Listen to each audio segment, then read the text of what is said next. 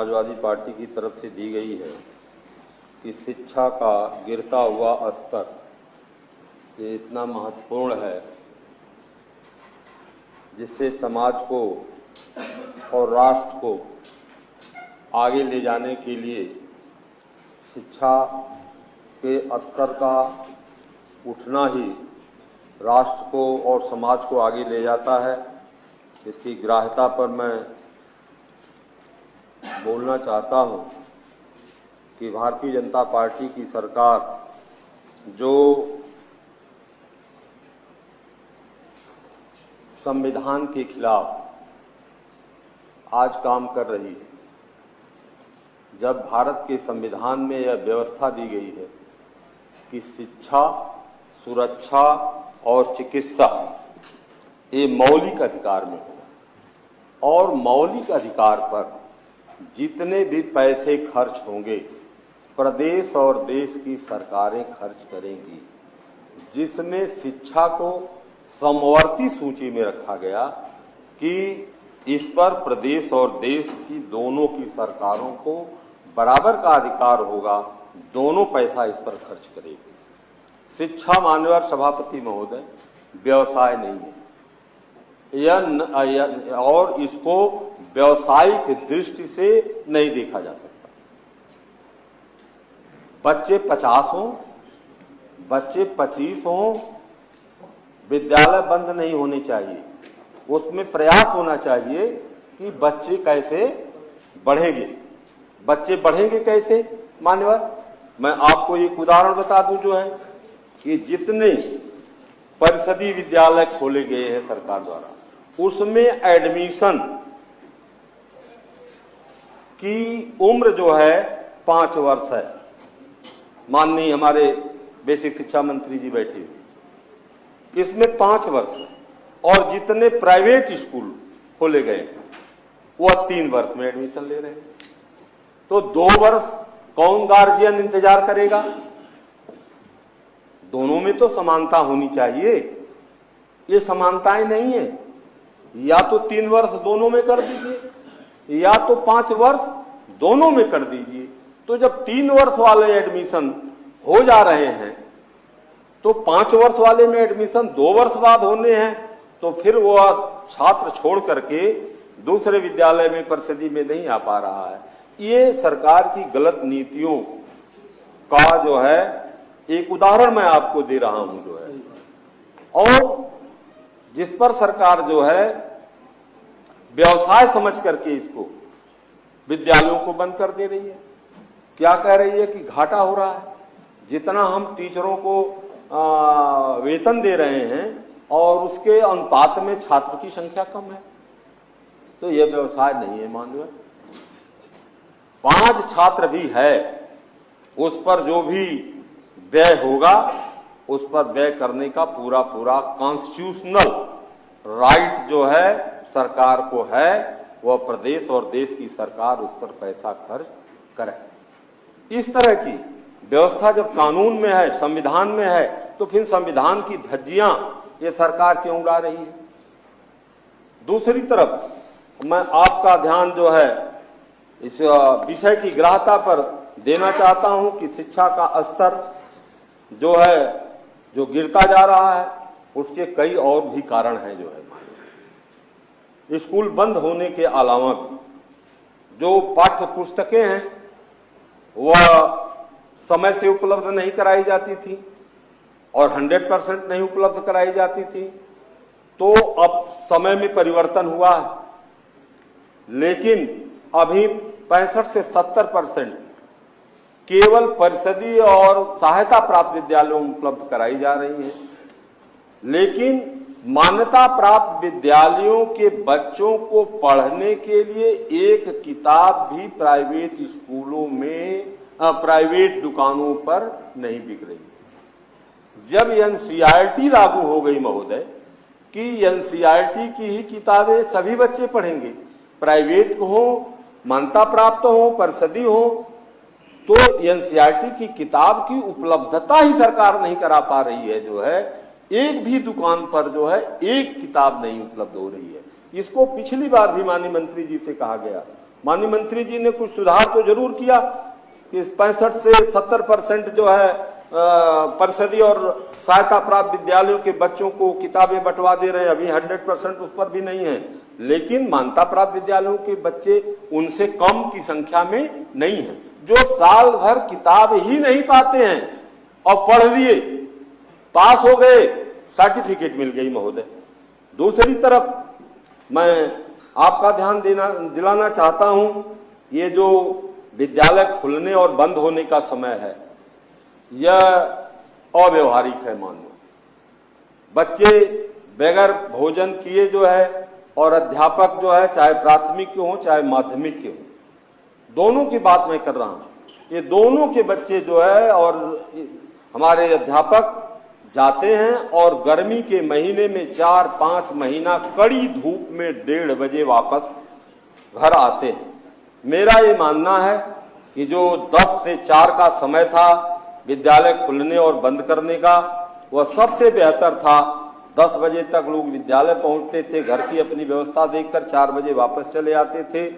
और जो जुलाई से जून का सत्र था शिक्षण का, पुरानी व्यवस्था, वह भी बहुत बेहतर थी। इस व्यवस्था से आप एक तरफ तो देख रहे हैं कि कम धूप रहेगी बच्चे को जाने की 7 बजे, और दूसरी तरफ जो है जेठ की दोपहरी में 1:30 बजे वो बच्चा घर आएगा, उसका ध्यान आप नहीं दे रहे हैं। दोनों पक्षों की तरफ ध्यान देना चाहिए, आने और जाने दोनों का। हमारे पूर्वजों ने अच्छी व्यवस्था की थी, लेकिन हम नकल कर रहे हैं सीबीएसई का, नहीं जान रहे हैं कि सीबीएसई के बच्चे गाड़ी में आते हैं, गाड़ी से जाते हैं, और कैसे परिवारों के वो बच्चे हैं जो है।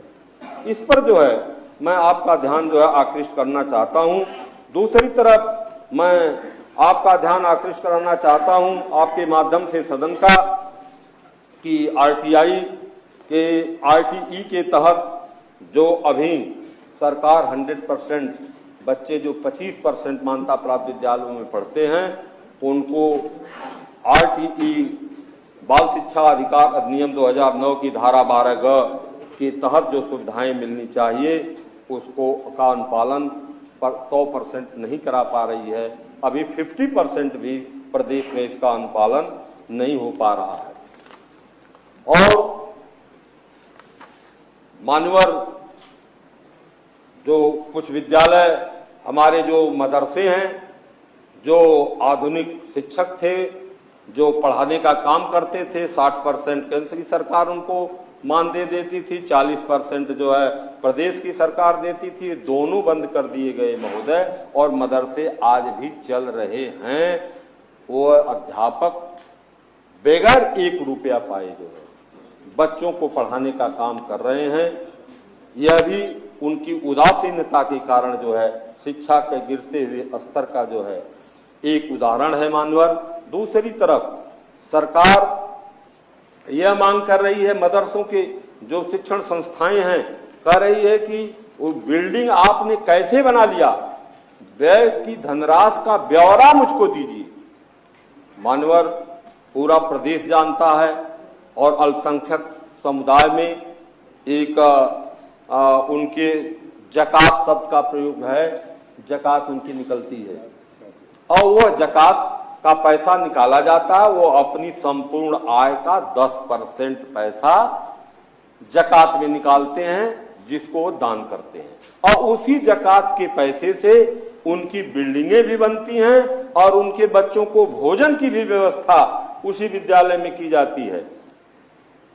उसके बाद भी ब्यौरा मांगना, अरे एक सामाजिक काम कोई कर दिया, कोई महान पुरुष जो है विद्यालय खोल लिया, आज सरकार का काम वो स्वयं कर रहा है, बच्चों को इकट्ठा किया, बिल्डिंग बनवा दिया जकात के पैसे से, तो फिर उसकी जांच कराना, उसको प्रताड़ित करना, उसको तंग करना, और तंग करके जो है शिक्षा से वंचित करने की योजना बनाना, यह भी शिक्षा के गिरते हुए स्तर का एक जो है उदाहरण है मान्यवर।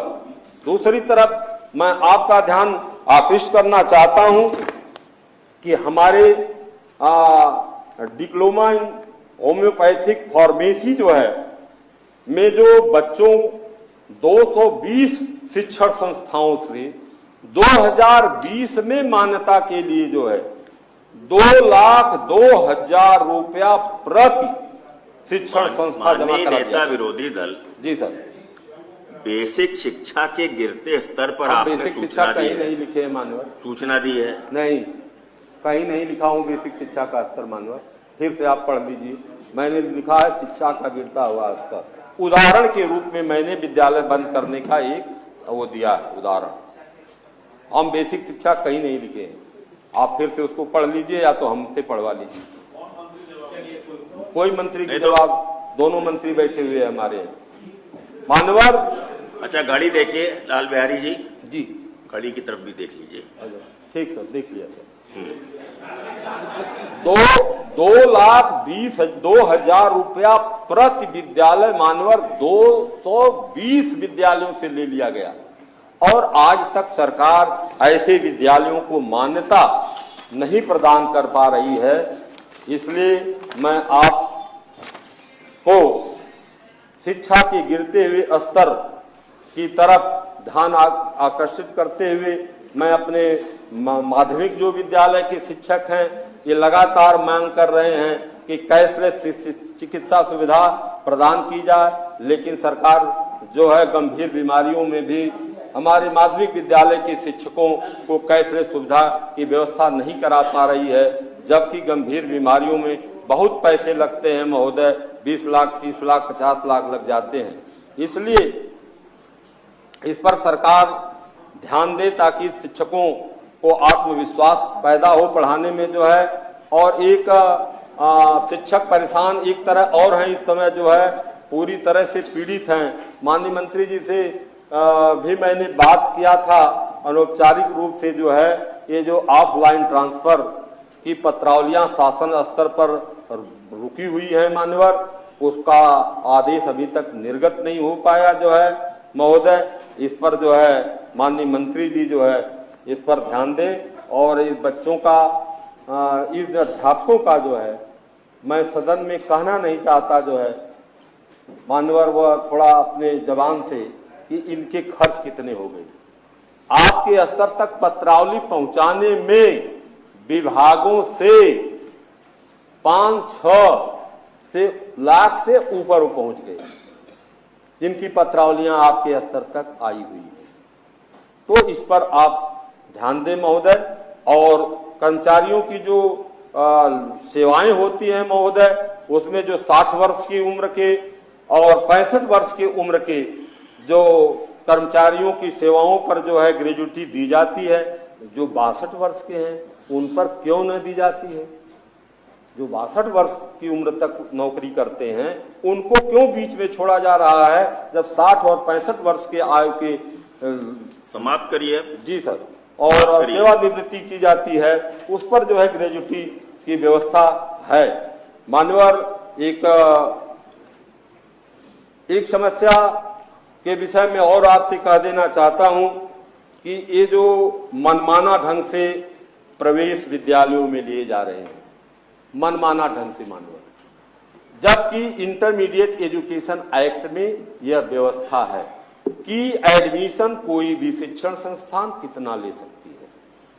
जूनियर हाई स्कूल है उसमें, तो जूनियर हाई स्कूल पर 40 बच्चे एक सेक्शन में और हाई स्कूल पर जो है 60 बच्चे, इंटरमीडिएट पर 80 बच्चों का एडमिशन एक सेक्शन में लिया जा सकता है।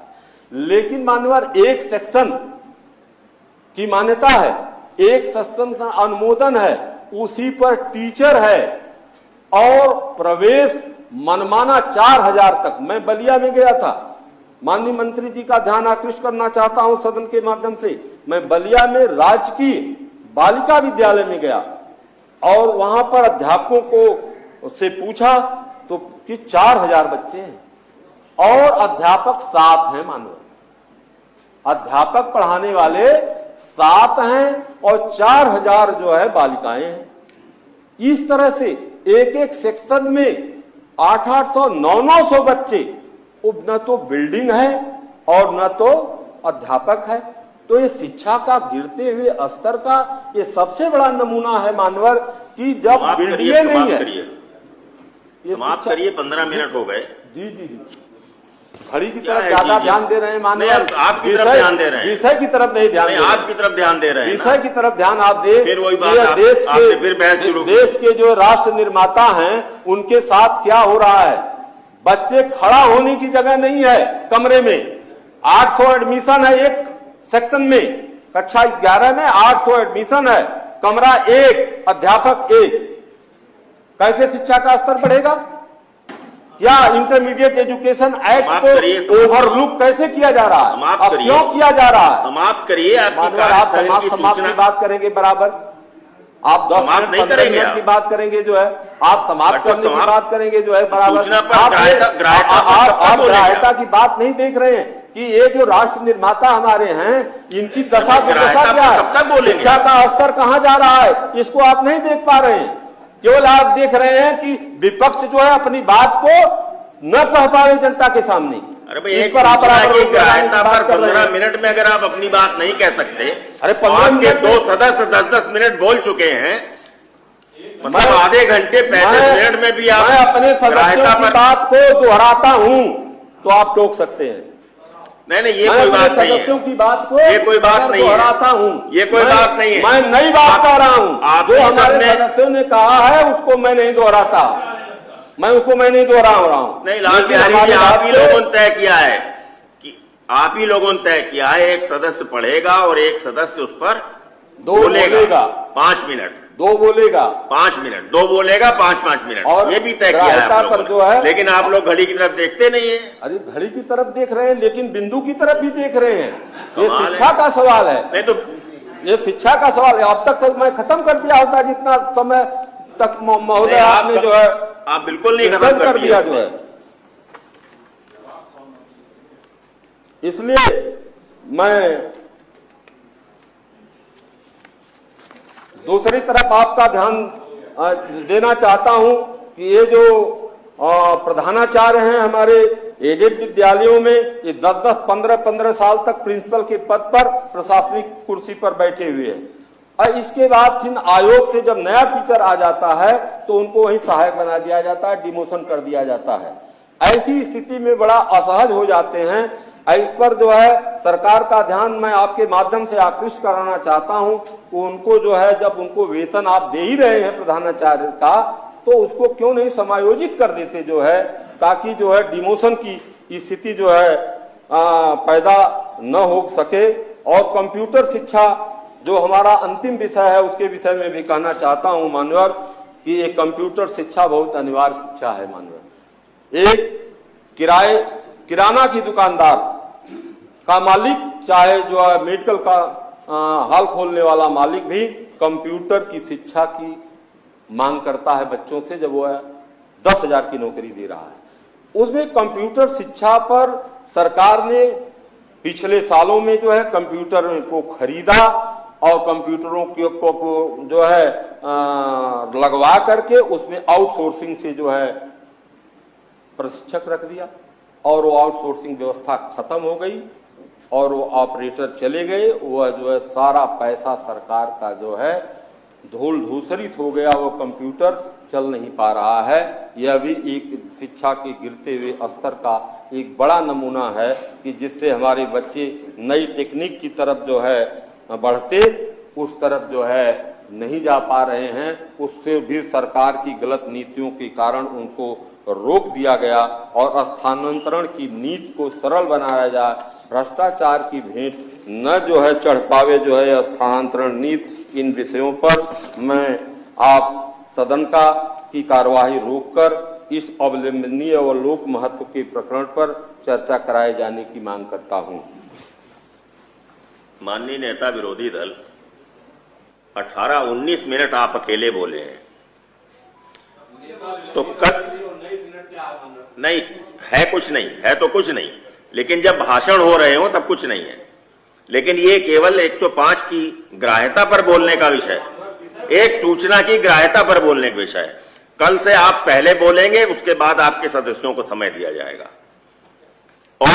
और आप ही ने अभी स्वीकार किया कि आपकी सूचना बेसिक शिक्षा, माध्यमिक शिक्षा और होम्योपैथिक शिक्षा, चिकित्सा शिक्षा, कितनी शिक्षाओं से संबंधित है।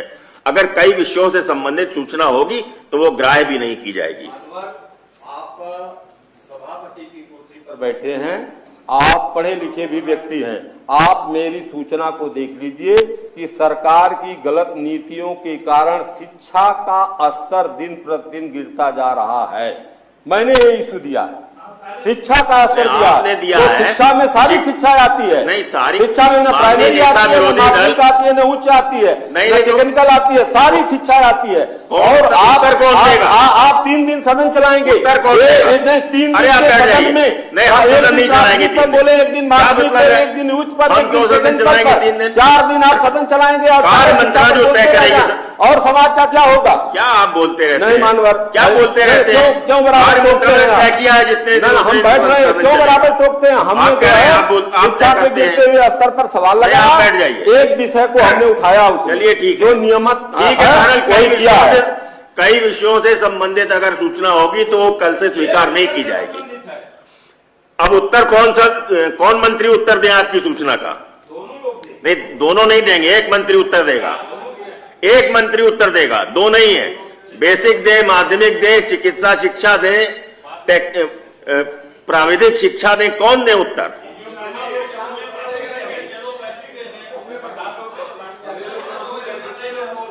नहीं, कोई नहीं देगा, सिर्फ एक मंत्री उत्तर देगा। आप देंगे?